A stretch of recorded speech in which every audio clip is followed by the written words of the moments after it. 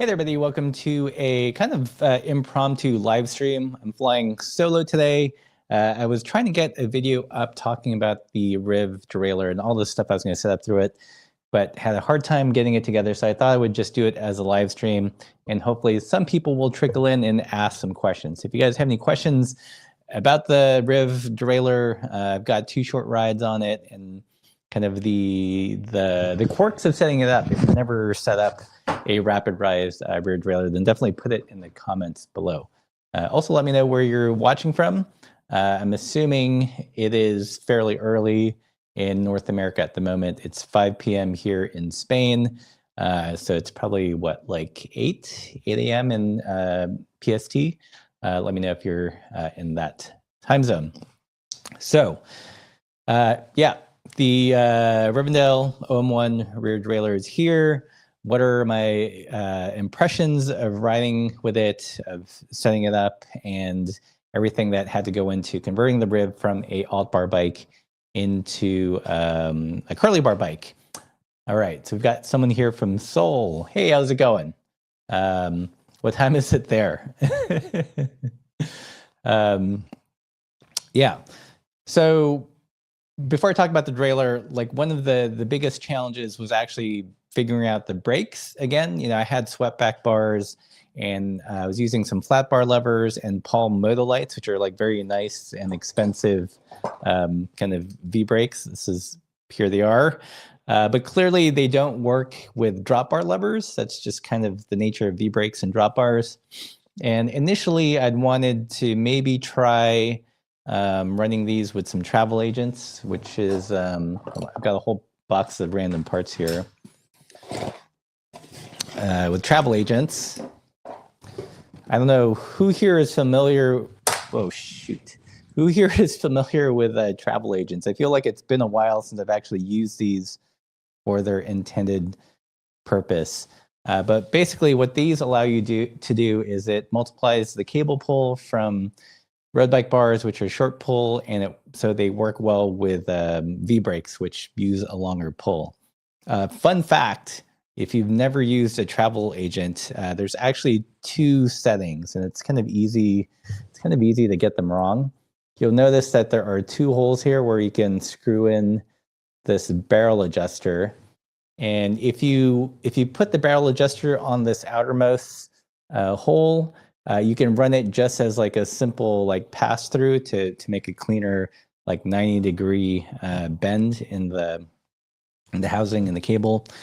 But if you want to use it for the intended use of multiplying cable pull, you have to put the barrel adjuster in this inner one. And I don't know how to explain this. The cable goes, wow, shoot, these things are slippery. The cable will pop out this direction, and then you've got to weave it through a hole and goes around the circle, and it pops out here. Anyways, had to dig these out to make the V-brakes work with the road bike brakes. And to be honest, it felt okay, but it wasn't great. So like the V-brakes I ended up using to replace the very nice and expensive Modolites for some very cheap Shimano Alivio V-brakes. I think these can be had for like 17 euro or dollars, so not very expensive. And I think they work fine as just plain V-brakes with flat bar levers, but with the travel agents, I was expecting them to do a little bit better. The front was okay, but the rear felt a little mushy, and it took more force than I wanted to lock up the rear wheel. And I feel like that is my kind of the baseline thing a brake has to be able to do, right? If you can't lock up the rear wheel from the hoods of the bars, then it's probably not strong enough. It was barely able to do that, but it took a lot of force. So I got rid of those. A lot of people had suggested using mini V-brakes, which is something like this.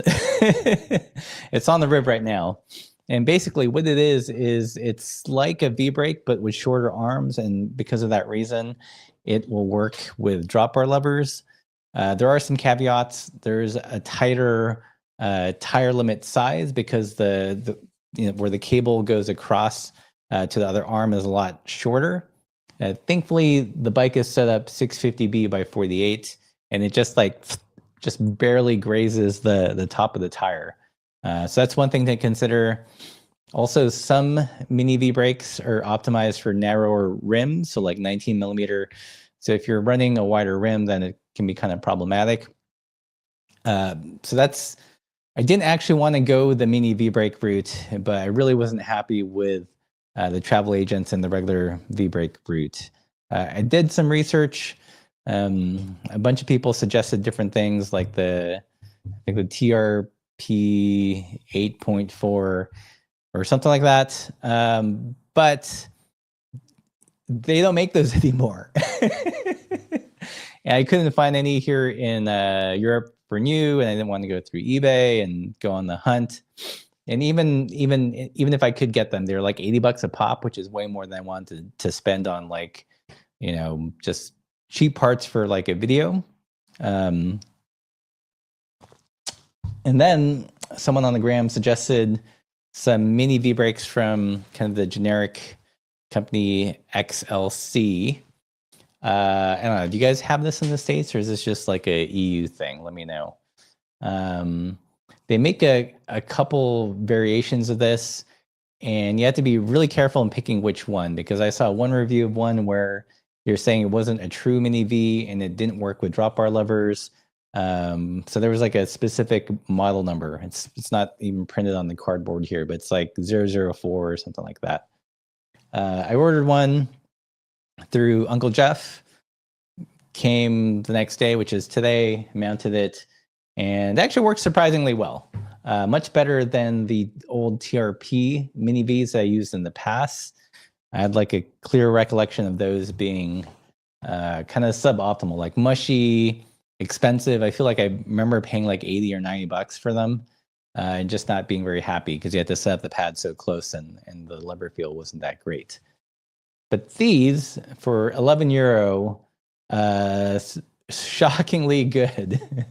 Not like the best brake I've ever experienced, but much better brake than the Alivio brakes with the travel agents. Like, I'm able to bring the rear wheel to a sliding stop from the hoods. Again, like bare minimal baseline for what a brake should do, in my opinion, with these.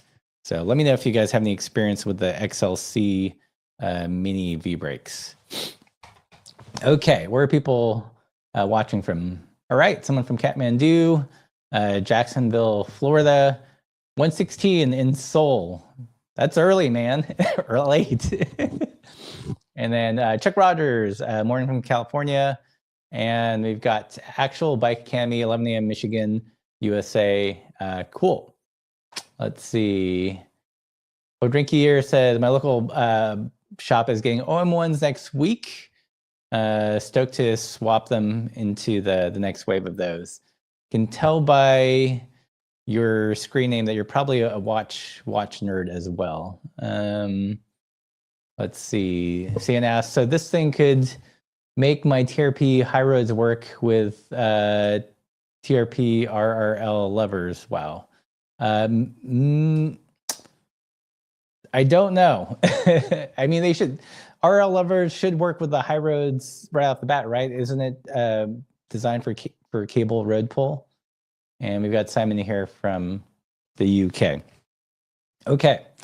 So yeah, mini V brakes, cheap ones. Again, these were 11 euro and work shockingly good. I actually just ordered another pair like an hour ago. Hopefully we'll get them by tomorrow. And then when we go on a longer ride on Sunday, I'll get a better sense of these brakes. But so far, pleasantly surprised.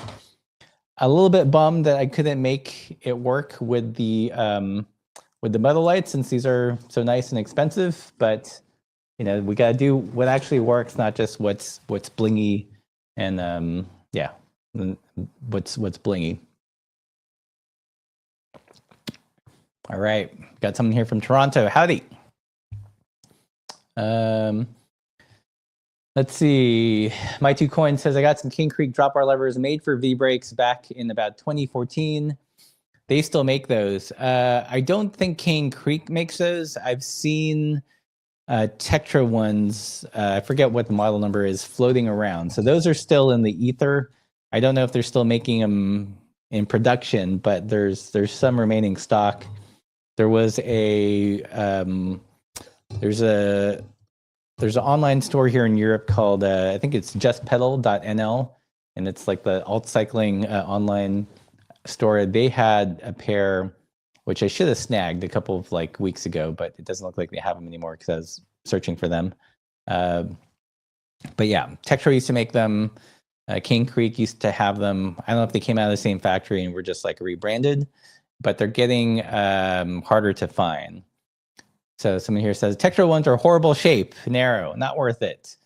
Yeah, the shape is one thing, but if it works with the levers, it's, I feel like I could deal with a narrow shape, and as long as it worked with the levers.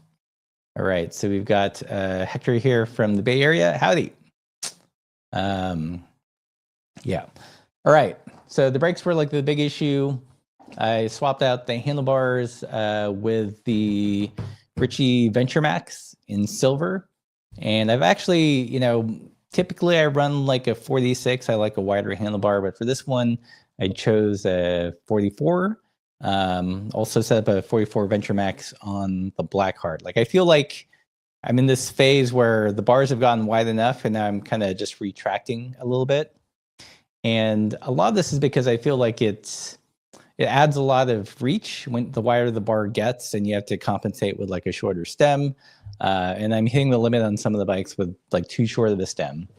For example, on the Riv, I've got a 60 millimeter stem, and I feel like that gives me about the saddle to bar reach that I want. And what's interesting is one thing I've realized about the Riv compared to the Sklar, the Blackheart, or any other kind of road bike, roadish style bike that I've ridden or owned, is the geometry is kind of weird. In terms of a drop bar, this is the Sam Hilborn, by the way, in case you're wondering which one I'm referring to. And I was struggling. I was struggling a bit to get the fit with drop bars on the Sam. And I think that was one of the reasons why I ultimately switched it to an alt bar bike with sweatbacks, because it fit better that way.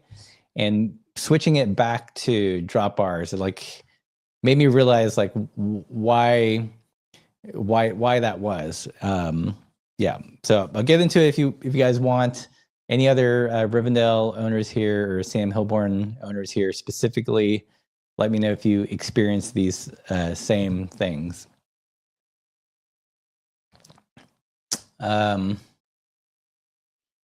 Let's see here.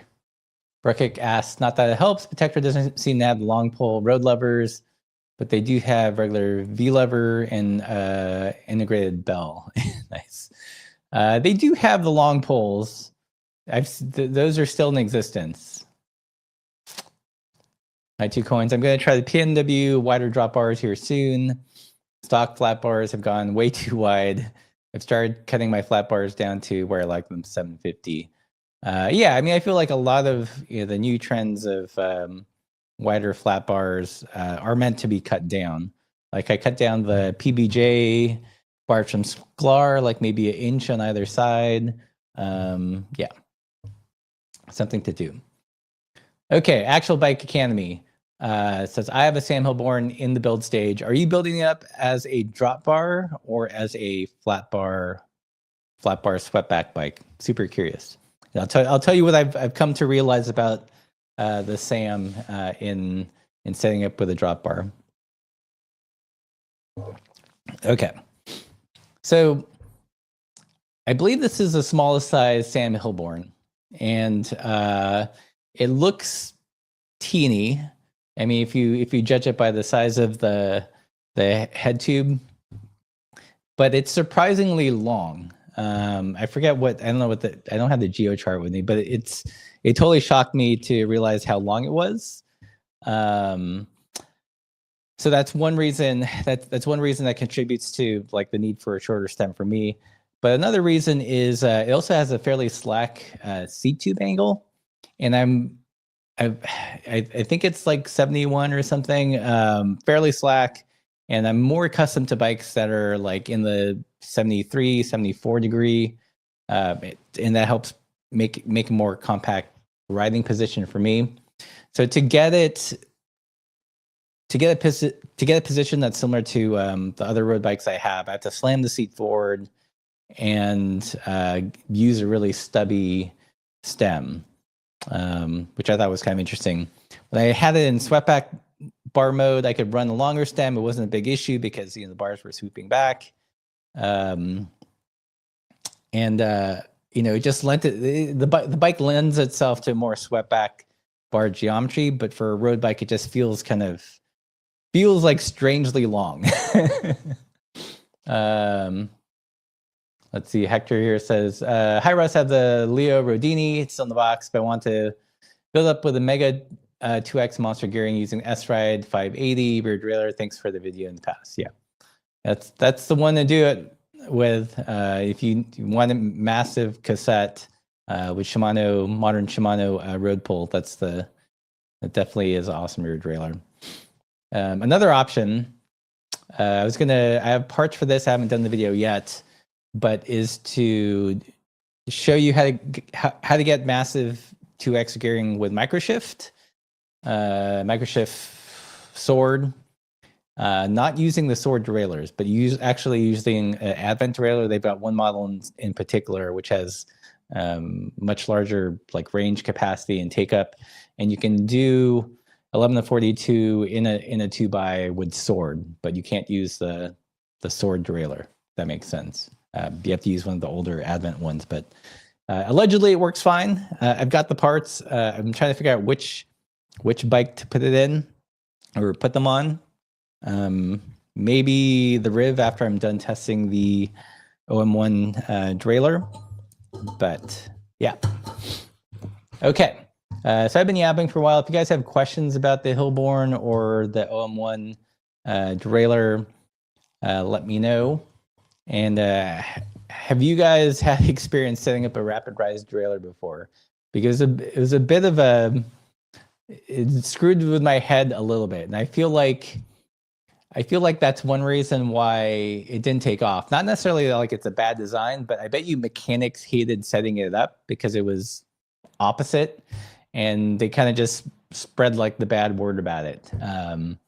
Yeah, that's my theory of why it didn't take off. Not because it was inherently bad, but probably mechanics working on the bikes didn't like setting it up or having to do something differently, and it just kind of shot in the foot.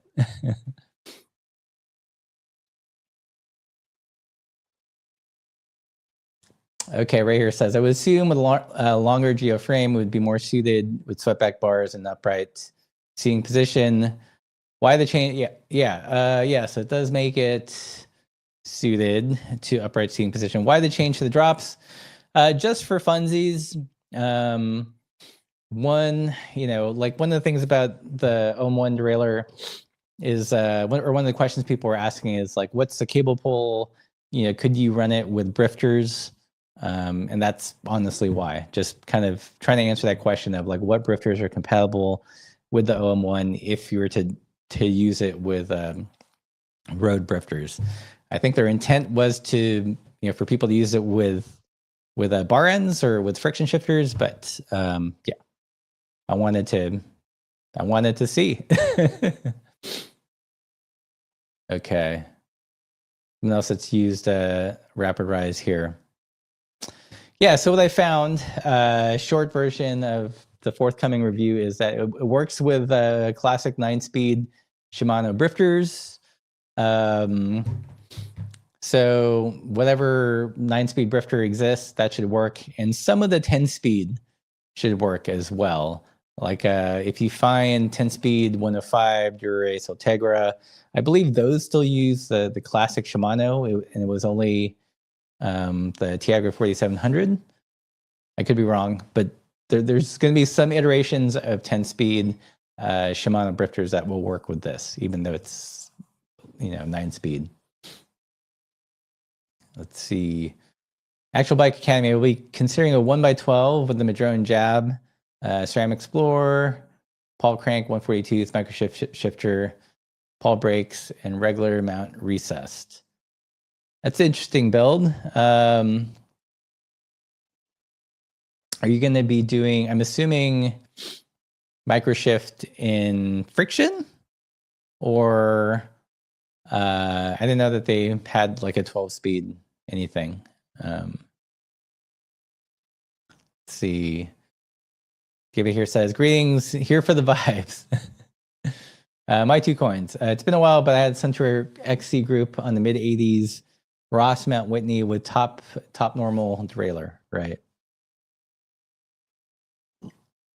Okay, so in terms of like shifting, let's talk about the shift quality. Again, this is with a brifter. So it's, I always feel like this is like a slippery slope because you don't really get a sense of rear derailleur if you're using it index. What you're feeling is the index shifting, right? If you want to get a true sense of like the tension that the derailleur pulls, you have to do it with friction. So this is more of a, probably a comment on how well it works with the Ignite, with the Ignite brifters I'm using. Those are the Sense Ignites, got them from Ali like about a year ago, and they do come in an all silver version if that's how you guys want to roll. And it works okay. It's kind of weird because the shifters are SRAM double tap style, and if you use double tap, you know that one click goes into a harder gear and the double click goes into easier gear. And with the Sense Ignite, it's backwards. So one click goes into the easy gear and the double click goes into a harder gear. So it's pretty bananas.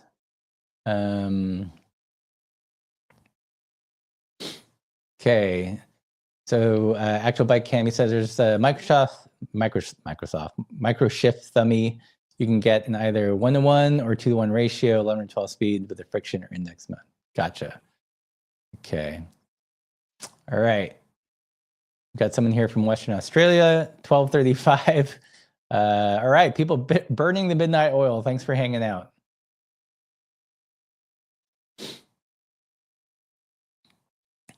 Okay.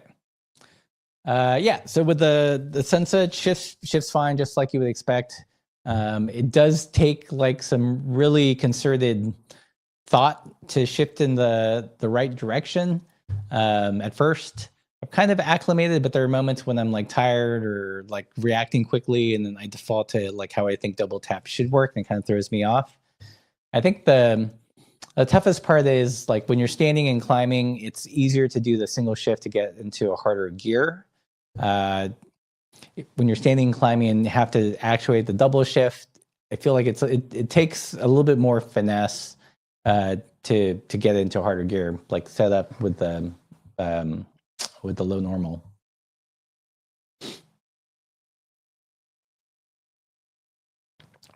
Ad Hunt says ribs are intentionally designed for swept back bars, so your experience makes sense. Yeah, it's very clear from the the bugaboos setting up as a drop bar bike, which is weird because I feel like when I first got into Riv, which was early 2000s, they had more drop bar offerings. I don't know if like the geometry has changed since then, or they've always used the same geometry and just like now put swept back bars on it. I do think that it favors tall people though, which makes sense because like both Grant and Will are really tall, so they don't know short people problems. But yeah, it's a little bit of a tricky bike to fit if you're a shorter person and you want drops.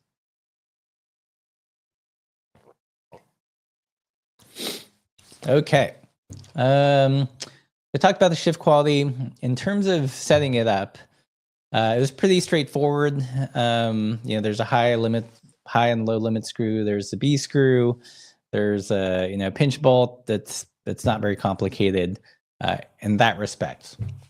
The one tricky thing I think is when you put the derailleur on there without a chain, its resting state is like spread eagle. It's like it's open, and it, putting the rear wheel in, it kept running into the cassette, and it was kind of like you had to really kind of work around the cassette until you got the chain on, where the derailleur would be properly tensioned. It wouldn't bung up the works, if that makes sense. Whereas like with a normal derailleur, since it's in its collapsed form, closer to the smaller cogs on the cassette, it's out of the way of the big cogs, and it's easier to spin the wheel and get everything else set up. So that was probably the most annoying thing, or like different thing that I had to adjust to. The other thing is, when you're setting up a rear derailleur, you're usually going between the first two cogs, kind of dialing in the cable tension. My head would default to that, but you actually have to do that with the largest and second largest cog. And it dawned on me like about 5 minutes in, it's like, oh wait, I'm totally like setting the indexing on the wrong side of the cassette.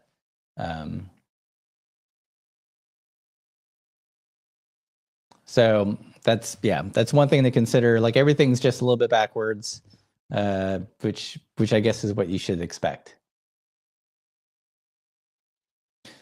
Let's see, Actual Bike Cami, if I'm correct, you have a setback seat post.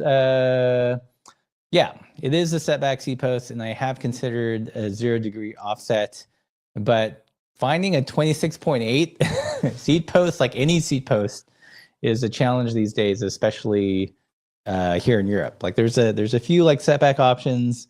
I've not encountered any 0 offset 26.8 seat posts. If you guys know of any, let me know. I should also ask like 2-bolt. I feel like the 1-bolt ones tend to slip. Like this is a 1-bolt one, and I fight it on occasion. So 26.8, 2-bolt, 0 offset. That would be the dream.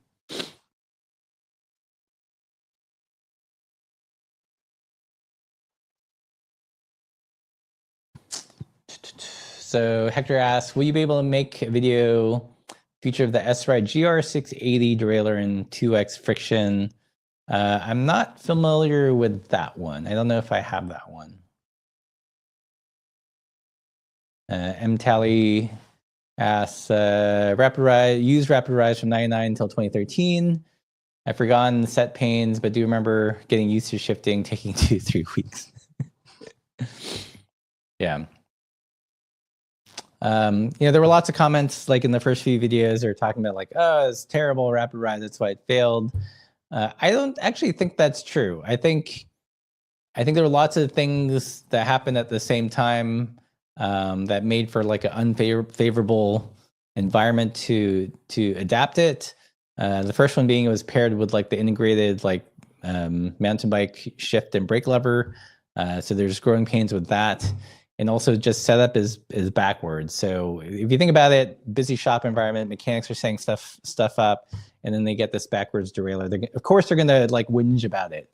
And I'm sure like that got reflected to the customers, and customers carried that on. So that's kind of my working theory of like why it didn't take off. It's not because it necessarily performed bad. Again, just got it, but it was enough of something different from the normal procedure that it threw a wrench in the system.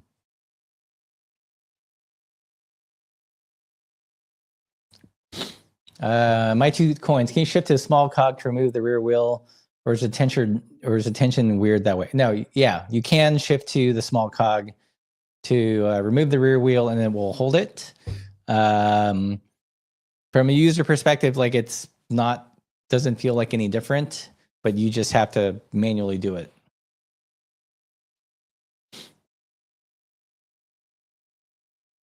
Okay, so Mike GSB says Originate makes a 2-bolt, 0 offset. All right, put a link in the comments. I want to see it. 26.8 though, not 27.2. All right, we got someone fab in the house. How's it going? Okay, Actual Bike Academy says Origin 8 Pro Fit, polished silver, 0-degree offset, 400 millimeter. Is it 26.8? Okay, yes, it is 26.8. 8. Yeah, you know, one thing I've learned about living in Europe is we don't have access to all the things.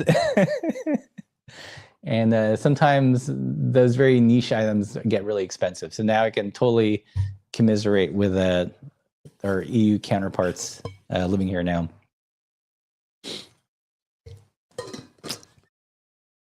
All right. What else about the setup? If you guys have any other questions about setting up the OM1, let me know in the comments. Honestly, the hardest part about the conversion from the alt bar to the drop bar was figuring out the brakes. As you can see here, I've gone through like quite a few brakes to get it going. I think since I've gone through all the trouble to turn the Riv into a curly bar bike, I'm probably going to test the microshift wide range double setup with the Riv since I've got appropriate brakes for it now. So yeah, I'm going to give the OM1 maybe like a month's worth of riding and then swap it over to the microshift and see where we go from there. All right, we've got Germany in the house. How's it going, Matthias? And also Marcio Cook, 5820 from Japan. All right. Any other questions? Who else? Who else remembers these? You either love them or you hate them. I think most people hate these. I found them not as bad as I remember. Probably the worst thing about travel agents is like once you put a brake cable through here, it's kind of bunged. They're hard to reuse. Okay, so on the OM1, are any of the pins serviceable? That's a good question. I am not sure. I will pass that on to Grant. After the last video, Grant sent me a very long email, and he invited me to send over questions that you guys might have. So I will have that noted and pass it on. Okay. Paul and equals are out of budget. Do you have any suggestions for short pull mechanical caliper that works with TRP, RR levers, anything other than spires? So we're talking disc brakes here. Yeah, you know, another option is Shimano. Shimano makes mechanical disc brakes that a lot of people don't know about. If you go to our shop visit with Oficina 35 in Portugal, we actually get into it there. I forget the exact model number, but that would be one to try out. They're in the same spot where Paul's and Equals are like way out of budget for most of their customers, but they've been really happy with these Shimano mechanical discs. So check out that video. And there's a part when we're talking about like an all city build, and they have the Shimano mechanical discs. So let's see. Yeah, every time you say OM1, I just think, yeah, me too. I think of Olympus as well.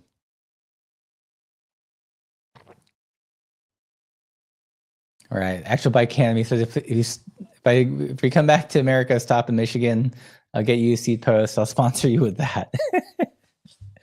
Totally. Can you tell if the OM1 shifts well under load? It's noticeably easier going to the easier gears without going to the smaller. It is noticeably easier going into the easier gears. I can attest to that. Shifts well under load, like, I don't know. I got into bikes where it was common knowledge to kind of like finesse the pedals a little bit when you're shifting. So I don't tend to shift under load. I imagine that it's going to suck just like any other like derailleur. It's not really designed for that. In terms of going to the smaller cogs, it definitely takes more effort.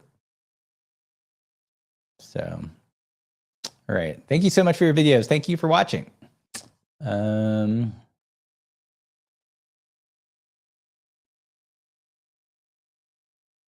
Here, remember a roll-a-jig, but it was just to smooth out the cable line, not to just pull. Yeah, you can use this. You can use these as roll-a-jigs. You know, it's got 2 holes. So if you use the outer one, you can just use it to kind of soften the bend. Let's see. So Duck asks, would sizing down on this SAM help me? I think I might be on the smallest size SAM there is. I mean, it could potentially like shorten the reach, but it would start to look really goofy. I mean, it already looks kind of goofy as it is with like, I don't know, like 10 inches of seat post. It's just, it's designed for body proportions that are not mine.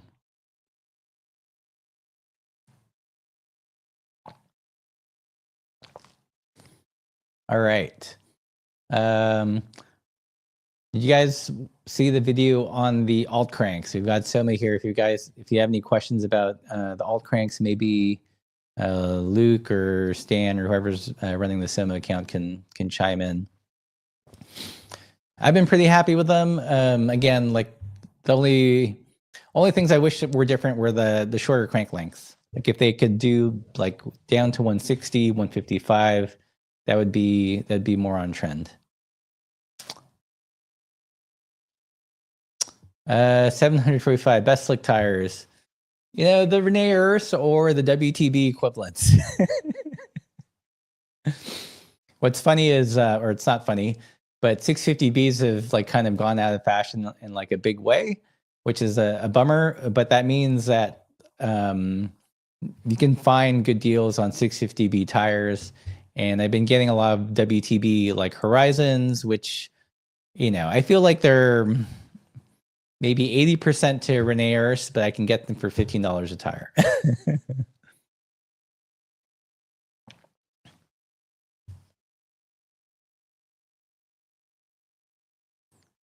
Can you turn the Thompson like seat post around? Maybe that could be something.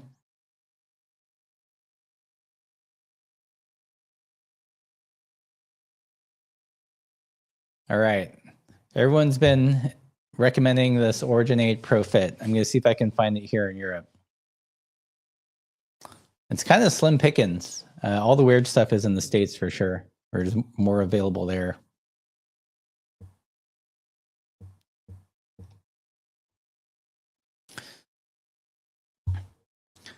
Okay. Well, since we've got 70 of you guys in the chat, I'd be curious to hear what you guys think I should do for next year. Like, what are the things you want me to cover? Like, do you guys still want bike reviews? I have mixed feelings about doing more bike reviews. I love riding new bikes, but I hate like the review process is very stressful for me because I feel like I have to really wrap my arms around the bike and before I can say anything conclusive. So, you know, I end up like swapping parts and testing things and all this other stuff. Like a good example is the double cross. I've had that for a while. And I'm still like trying to figure out the handling on it because the way it's set up, it's handling a little strange, and I want to see if I can do some things to make it ride not so strange.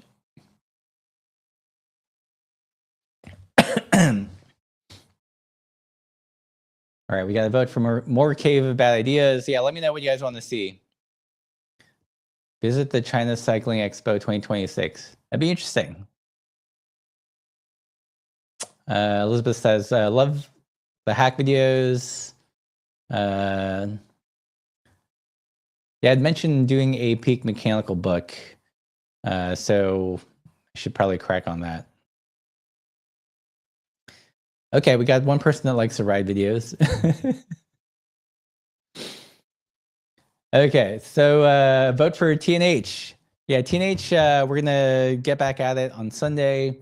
I've been trying to get those sponsored because it's one of the few formats that I feel like holds a sponsorship well. And AdSense just sucks, and you know, the economy, all that stuff. Our store, we're not selling as much stuff, so it's becoming it's becoming more important that we get that segment sponsored. So I've been waiting until we get actual people to sponsor it before we do it again. But we got a sponsor for this Sunday, and it's Philip from Cute Bikes, the Beanie Bikes.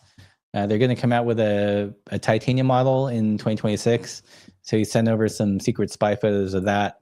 So they're going to be the sponsor for the next TNH.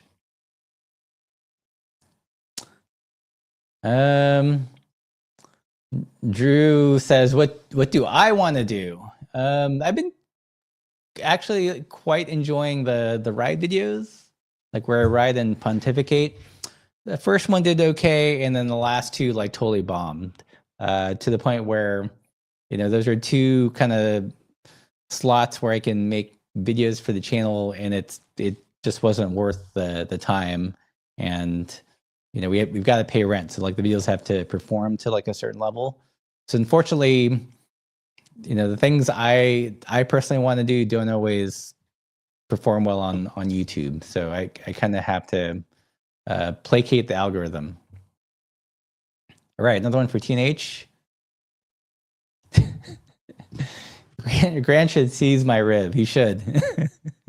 I'm gonna do very ungrant things to this Rivendell, unfortunately.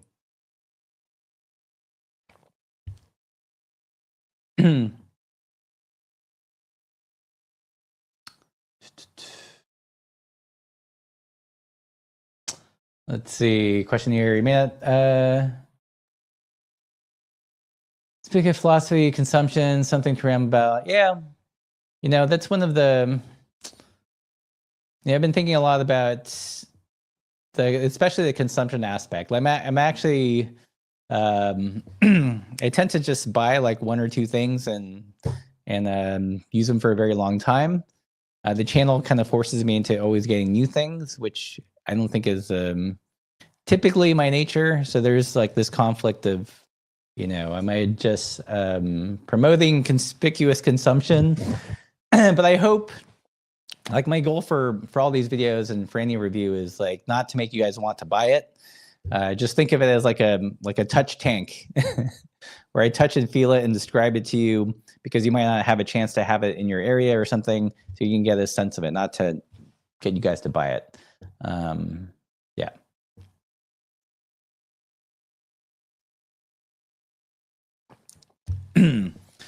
Q's is a red flag. Yeah, I did my last Q's video and it totally underperformed. Typically, all my Q's hacks do really well.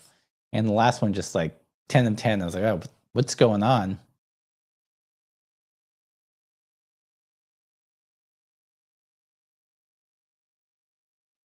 Okay, Cave of Bad Ideas, ride vacations. Yeah, bike tests are good. Yeah, they just take a long time to do, or to do them well.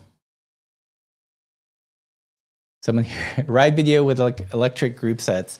I have considered that. I've had people from Wheeltop reach out. I think of all the electronic group sets, that might be the one I'd be most inclined to try, just because I can set it up to different drivetrains. But yeah.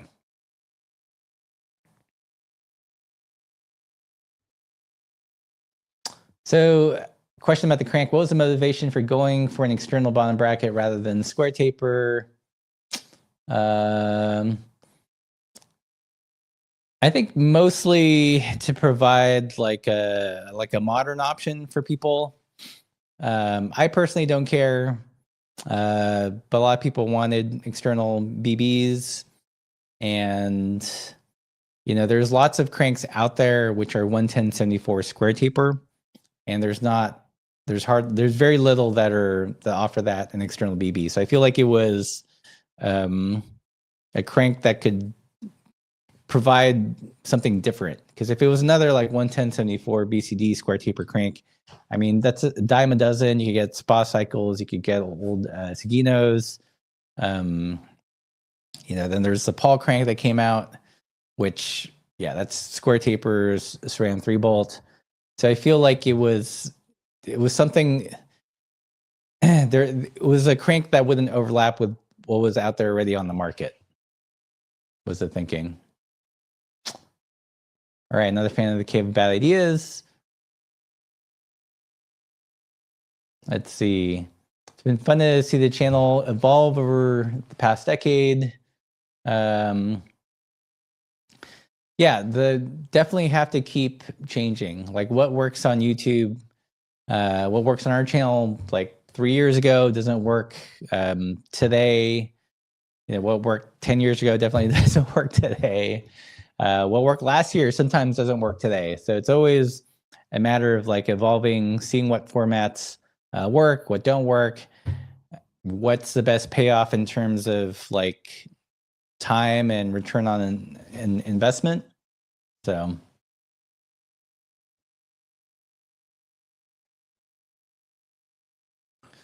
someone asked about 2025 wrap up and highlights awards video. You know, I've decided to stop doing awards. I did it as I started the most supple bike of the year award as kind of like a joke. Just because everyone had their own friggin' rewards. So like the whole joke with ours was like we had the most laurels in any other like bike industry award. So yeah, it started as a joke. I feel like websites or brands do that to kind of validate themselves, which is fine. And I'm just kind of tired of doing that. But also, like, I mean, can you really say something is the best of everything? You'd have to try so many products, which I don't have time for. Like, I'm a single editor or presenter here. So it wouldn't really be like conclusive. So that's problematic. And I feel like in some ways, sometimes they're kind of more of a vanity thing for the person presenting, because yeah, I don't know. I have mixed emotions about the whole awards thing. So I've decided to stop doing it.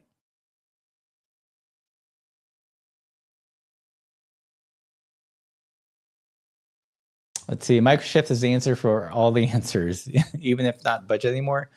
Microshift is good. I don't know that it's the answer for everything. There's some things I wish Microshift would make that they don't.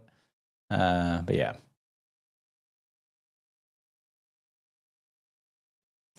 Rick Herb says, how about some sort of survival format? Where you ride really far from home, break something on your bike, and you're forced to fix it and find your way home. That's not a format. That's just like a Saturday ride. There's so many times when we go on a ride and the first thing Laura asks is like, are you testing anything on this bike? And do you have the things to fix it if it breaks? Yeah, I've had a couple of derailleurs, not on purpose, break on a ride. Cool. Thanks, Bike Farmer, for rating. Under pain of broken chain links if I didn't. Nice. Sweet. Is he doing a live stream too? Like, this is completely unplanned. I just decided to do this just because I was trying to get a video up and couldn't pull it together. Nice. Thanks for coming over. Thanks, Andy, for sending folks over.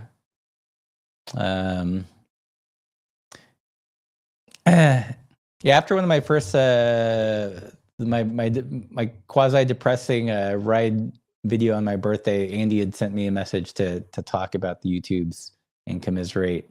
I feel like it's a very peculiar kind of, I don't want to say hell, because it, like, in terms of as jobs go, it's actually really good, but there are just weird things. Like, one is, you know, there's no relationship between the amount of work you put in and like success or metrics. It's not like if I work harder, I get more views. It's completely like arbitrary, and it's this arbitrariness of, am I going to be rewarded or am I going to be punished? It doesn't make sense.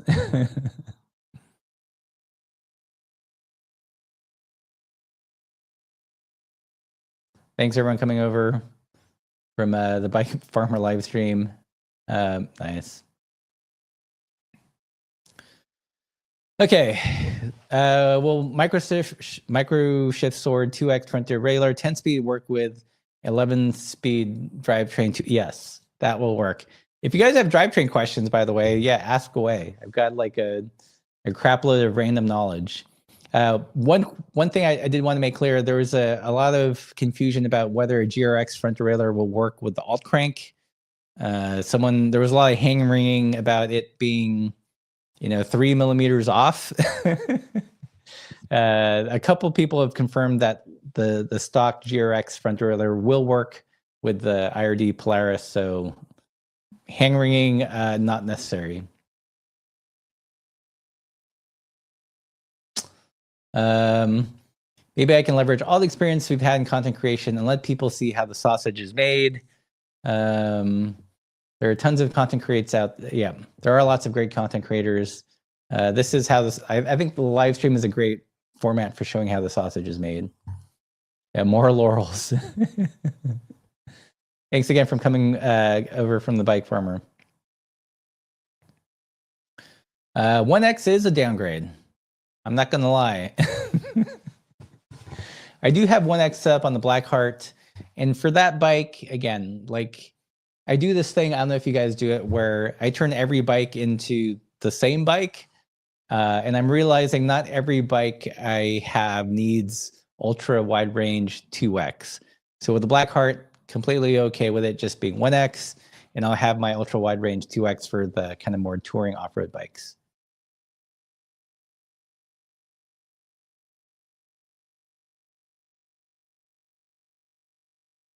Nice. Howdy, Bike Farmer folks. It is not a Primos in the background. You just made Grant Peterson cry. It's a Riv. Can't you tell by the bokeh? Hey there, Andy. Yeah, thanks. I know thanks for the raid. Totally unplanned. I didn't know you were doing a live stream today. I was trying to get a video up on the Rivendell OM1 derailleur and completely failed. So I decided to do a random live stream. Cool.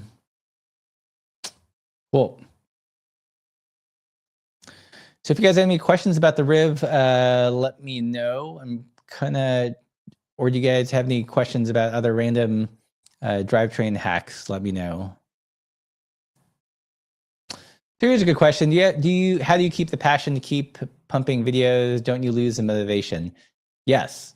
Honestly, every like 3 months or so, I go through a slump where I'm like, why am I doing this? I have lots of ideas, and the problem is like I can have I think like an interesting tutorial, but it's not going to perform well as a video. So it's not from a lack of ideas. It's just like a lack of okay, this idea it's something that interests me and will also like perform well for the algorithm. That's a balancing act. If I had my druthers, if let's say YouTube subscriptions work like the way that they should, like where if someone subscribes, you see the video, then I do a whole bunch of like nerdy like tutorial type stuff and less of this like, oh my god, Shimano Q is worst thing ever kind of videos. But because of the way the algorithm works, it really rewards kind of like the more extreme framings of topics. So that's just the game we play.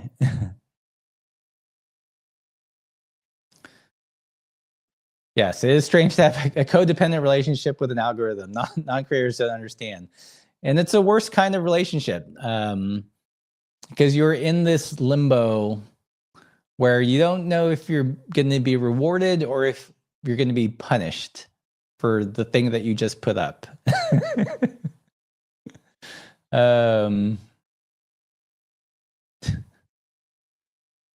Let's see. To work with 1X, I had to use a 30-tooth. It was fine on hills, but too slow to go fast, 150. Yes, that is a big problem with 1X. You got to compromise, right? You either get the low speed that you want at the cost of the high speed, or get the top speed that you want at the cost of the low speed. And that's why the wide range 2X is the best.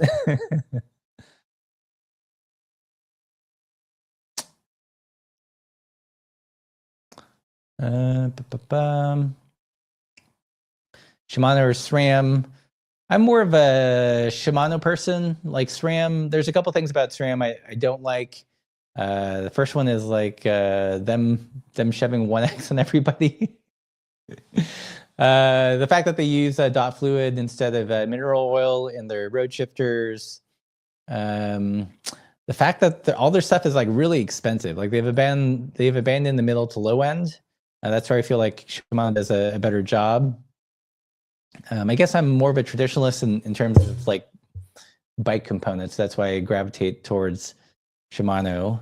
Another thing I don't like is they had this phase where they're just making like literally disposable bike parts, like the blip shifters, battery operated, not rechargeable. So once they're done, you just throw them away, which seems problematic from someone that came into biking from not like a greeny perspective, but you know, it was like a nice reason to get into biking. Also, they had that period where, you know, you could only get the cranks with the power meters, and like the rings were non-replaceable. So once the rings went bad or the power meter went bad, you had to chuck the whole thing. And I absolutely hate the attitude from SRAM. So Shimano all the way.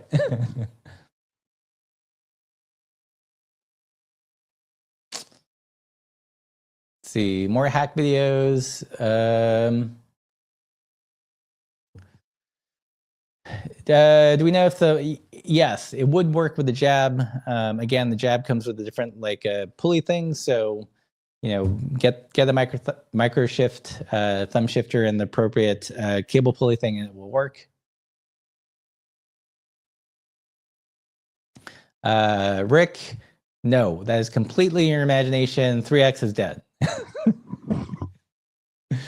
Someone asked, can you speak to the form versus function aspect of Rivendell? Having not ridden one, they seem to be more style and wacky chainstays, retro grouchy. Do they actually ride well compared to others? Yeah, so I'm going to be honest, Rivendells are not to everyone's taste. I think in some ways I like the Rivendell vibe more than the geometry sometimes, depending on the bike. Like I feel like this is a good bike with swept-back bars, but with drop bars, it's a little hard for me to fit. If there's a bike that the Hillborn rides closest to, it would be something like the Ritchie Outback, the newer versions with the long chain stays. I don't think there's, you know, like in terms of ride quality, like the fork I can feel like there's a little bit more bend, and it's just a little bit more supple. Part of that also is a quill stem, like between the non-disc fork blades and the quill stem, there's a lot of like movement going on and like natural suspension. So that's where like I feel like there's like a really unique kind of sensation. But then again, that could be said for any like rim brake bike with a quill stem. Ultimately, it's one of those things where you can't be a bean counter about, and it's largely vibes. You know, you have to like the aesthetics, you have to like the philosophy, and you have to be kind of open to like the long chain stay and like the odd geometry compared to like other bikes.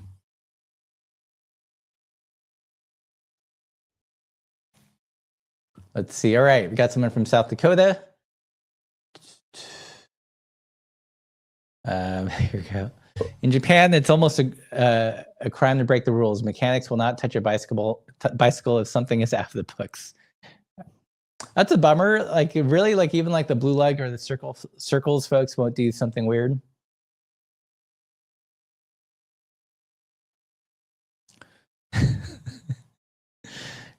Ricardo, you're so mean. You started it, buddy.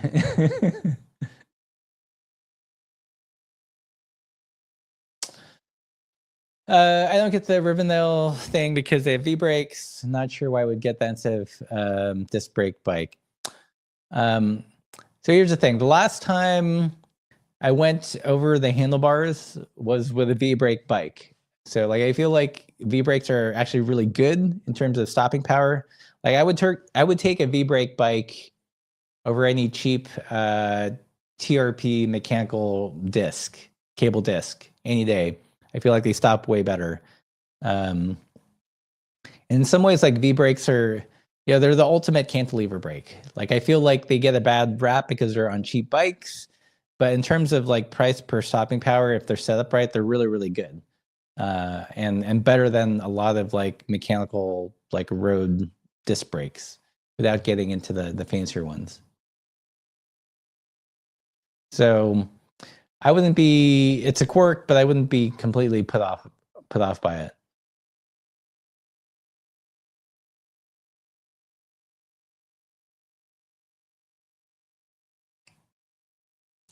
Let's see. All right, someone asked, will we see more videos on the diverse updated shifting capabilities of the Grotach shifters? Yeah, I kind of, to be honest, guys, I have a love-hate relationship with the Grotach shifters. The right one is great. My left one is still broken. They sent over another 3D printed cam part because I broke mine on the left.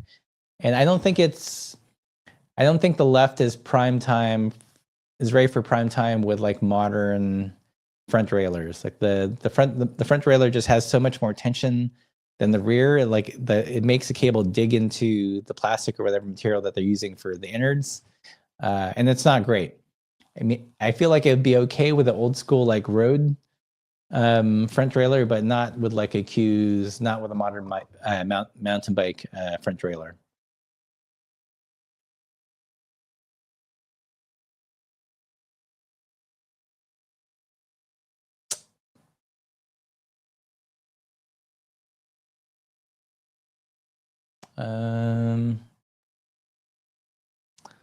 Let's see. Yeah, rim brakes are disc brakes. I should have led with that. I still have stickers that say rim brakes are disc brakes. David says, as someone who's looking to downsize their fleet, gasp. I'd love a video series looking into the one bike to rule them all arena. I used to think that there was one bike that could rule them all. But I don't think that's true anymore. I feel like I've tried lots of all-rounders, and there's always going to be something that they can't do. Like depending on where you live or where you ride, it's always going to be like a compromise. So like halfway happy, as they said in Stranger Things. I think, if you don't ride any trails or dirt or anything like too gnarly, then a bike like the Bossy Belmont is actually really good. I feel like that's, it has a lot of qualities of like a gravel bike, all-road bike, road bike, rando bike, all in one, which in a fairly like affordable package. For me, a bike like that, or that bike in particular, would be something that would be closest. Bike Farmer, thanks for the hamburger money. Nice. Awesome. Thanks.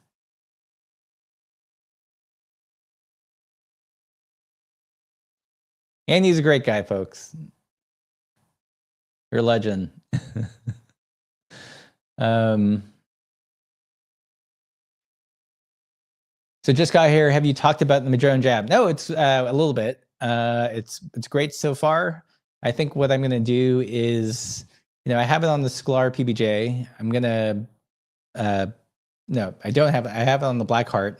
I'm going to put it on the Sklar PBJ and compare it with the Dior and do a video like something like $50 derailleur versus $300 derailleur, because that's what the YouTube wants. In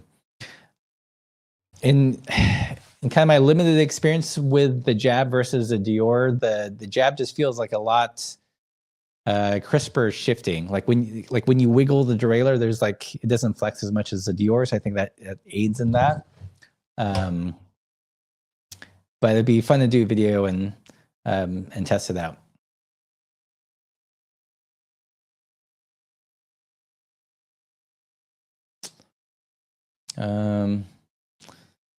Favorite short pull flat bar levers. Honestly, anything that works. Like I don't get too bougie with flat brake levers, especially mechanical ones.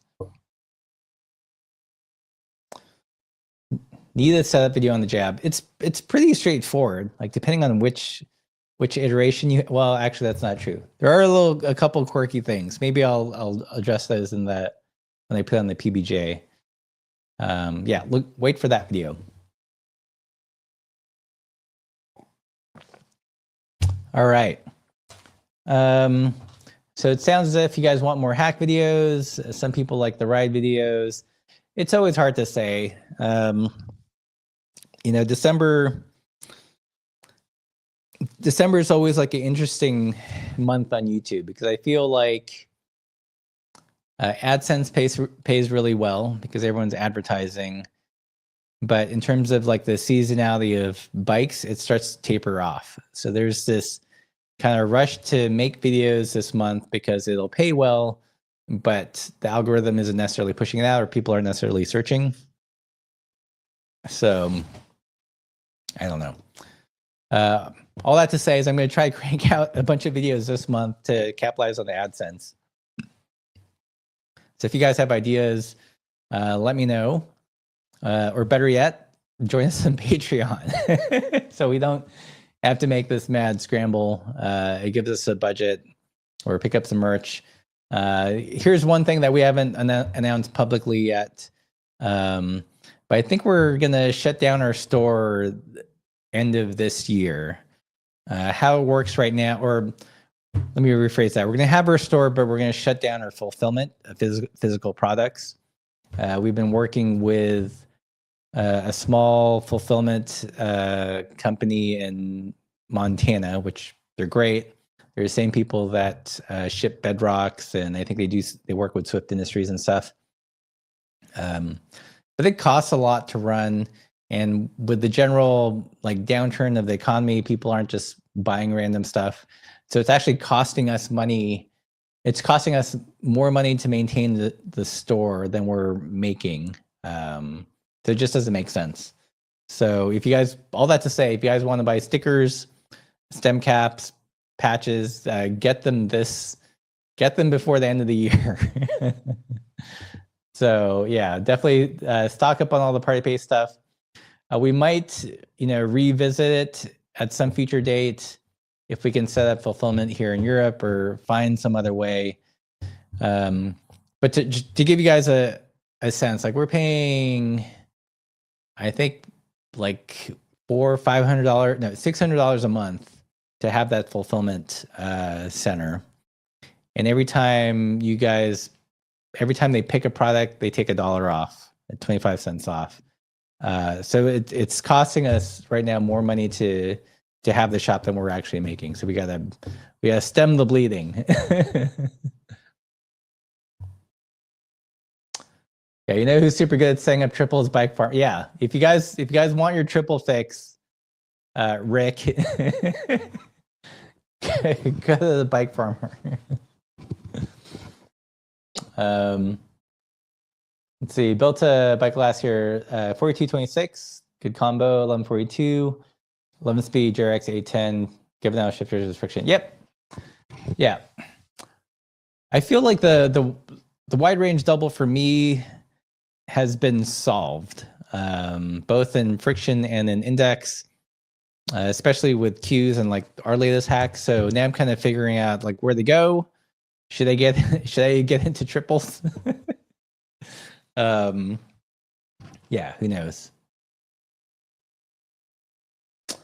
All right, so I've been yapping for about an hour, 8 minutes. Thanks all for joining. Thanks Rick and Andy for the super chats. You guys are legends. Hopefully this answered some of your questions about the Riv OM1 derailleur setup and quirks to look out for. If you guys have any questions, leave them in the comments. I'll, when I do an actual full video on it, I'll try to incorporate those. And yeah, if you guys like the content, please join us on Patreon, pick up some merch.